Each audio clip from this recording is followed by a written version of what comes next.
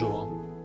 Pour ceux qui suivent lors de ces méditations matinales le parcours de vie d'Abraham, celui-ci va rencontrer à nouveau Abimélec. Ils s'étaient déjà rencontrés en Genèse 20. Abraham avait fait passer Sarah pour sa sœur et celle-ci avait été prise par Abimélec qui avait appris la vérité par Dieu.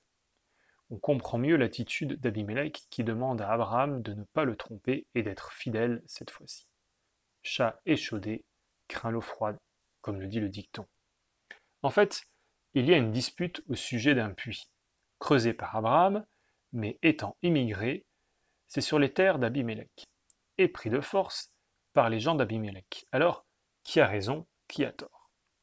Il aurait pu y avoir une longue discussion, avec de nombreux arguments afin de savoir qui a raison et donc de prouver que l'autre a tort. Vouloir gagner et que l'autre perde. Au contraire, rien de cela. Ici, on assiste à la mise en place d'une alliance conclue ensemble entre Abraham et Abimélec. En cas de conflit ou de situation de différend, il arrive bien souvent que cela se termine sur le registre gagnant-perdant. Ici, ce n'est pas le cas. C'est du gagnant-gagnant. Abraham et Abimélec sont tous les deux gagnants. C'est une alliance gagnant-gagnant. Cela peut nous interroger sur notre façon de faire en situation de conflit. Est-ce que je cherche à avoir raison? Est-ce que je renonce par crainte? Ou est-ce que je cherche ce chemin d'une alliance vers la pérennité?